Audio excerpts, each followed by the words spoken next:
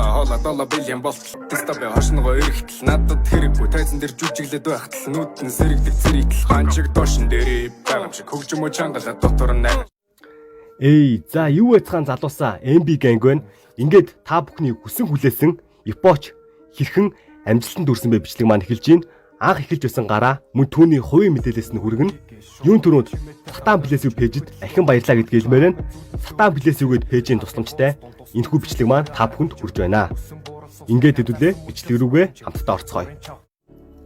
За түүний жинхэнэ нэрийг бол инх хоёр авахтай Гомс сүрэн гэдэг 1998 оны 11 сарын 21-нд төрсэн 10 жилээ Дунд Говь аймгийн Мандал хэмээх сургуулийг төгссөн юм байна. Их сургуулаа Свисийн радио телевиз медиа урлагийн сургуулийн сэтгүүл зүйн ангид сурдаг байсан. 2017 онд анх яг үг хүчижлээд хоолонд орж исэн байна. Ингээд 2018 оноос яг уран бүтээлүүдээ хийгээд татаж эхэлсэн байдаг. Тухайн үед Битиша гэж нэг дуу байсан юм байна. Тэр дууныхаа хоолонд орох гэж Will Entertainment-ийг зориход бол студийн хүн түүнийг үнэлээд артистаараа авсан байт юм байна. Ингээд Битиша, Аратан, Phil, Unicorn хэмээх дуунууд араасаа гарсан байдаг. Тэгээд ерөөдөө хэсэг хугацааны дараа хуваараа юм их болсон байдаг. За ингээд ерөөдөө Cheese 420 хэмээх студио үүссэн. Мөн Аратан гэдэг дуун гарсны дараа цагдаад дуудагдаж байсан юм байна. Хэд хоногийн өмнөөс нэг гаж бодол миний сэтгэл дотор эргэлдэж эхэлсэн түүнийг бодоод гэртэн хотоор хөршимийн жаахан өхөн надад нь дүү таалагдаж юу. Бид хоёр өглөө бүр лифтийн дотор тааралдаж юу. Амин таглаад гэлүгэ чирч оруулаад хүлээсээр уяа тамлах мөчиг хэдэн 7 хоног хүлээсээр эцэгийнхийнх нь анхаарал өгөндөө биш ажилдаа байдгийг нь би бас их хэд хэдэн удаа ажигласан хүсэл минь хэд тулаарч юу. Тохиромжтой цагийг хүлээ. Йоо, бүр амар дуу байгаа шүү дээ, тэ. Бүтнээрээ сонсох юм бол яг нэрээ нийгмийн хар бараан зүйлийг дуугаараа гоё яруулсан байлээ.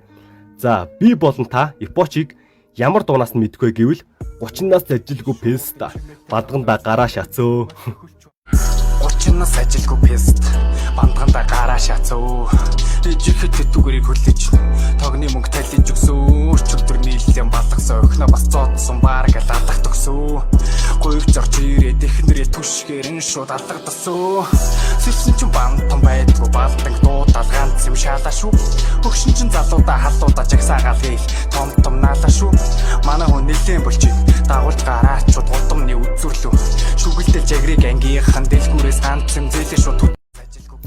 Энэ Аратан 1, Аратан Chapter 2 энэ хоёр бол үнэхээр хүнд дуу. Яг нийгмийн эмзэг сэдвийг дуугаараа гоё үндсэн. Удахгүй бас тэ Аратан Chapter 3 гарах байхаа гэж би найдаж байгаа. Болохоор гэр бүлийн хүчирхийлэлтэй алкогольны зөксгүй хэрэглээ бас л нэг амар эмзэглүүлэх хэрэгтэй гэх юм уу. Зөндөл байдаг шүү дээ.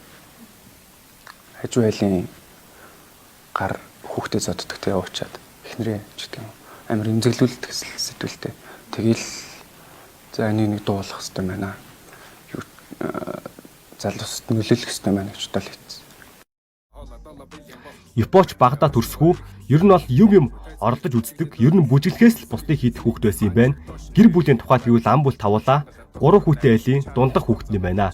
Түүний мөрөөдөл нь бол хинэж хүрээгүй оргил.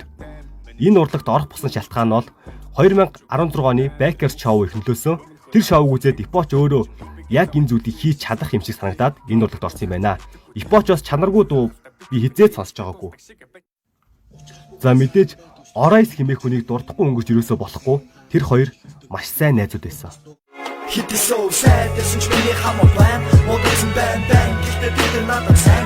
Модсон хараад биш ч миний хамт үнээр хайх. Тарцсан нүдүүд гадуулсан цагтаа уулсан байх. Дөрвөн лавруулаа болон хавруу тушаан. Дөхөөс хойшиг мэлжсэн толгоцос буцаан. Хүн шиг найзууд зайл гэсэн ч миний үгийг дааж. Үргэлж замаа хайж явах миний зүгийг зааж. Бисний мөнгө шааж их угаалгаас орон. Орайс хэмээх энэ хүнийг хизээч мартаж болохгүй шүү залуусаа. Тэр амьд байсан бол Монголын хипхопод жинхэнэ гал иш бүр түүмэр тавих байсан. Rest in peace Орайс. Наалцсан. Яг нэг хэлэхэд бол сэтгэл готролд ороод жил гар явсан. Тэгээд тэндээсээ өөрөө гарсан гэх юм уу. Одоо тэгэнгүүт би найзтайгаа ярьдаг байсан миний зорилго шүү дээ. Тэр хүн байхгүй болохоор ганцхан миний нуруунд ирчихэж байгаа. Тэгээ надад одоо хичээхээс зур сонголт байхгүй. За, Ипоч гэдэг нь нэрний утга нь аав ээжийнх нь нэрний эхний үсгүүд болон Ипоч буюу Ирэн үе гэсэн утгын нийлбэр юм байна. За, энэ түрээд бичлэг маань өндөрлөж байна. Хэрвээ миний бичлэг таалагдсан бол follow and share.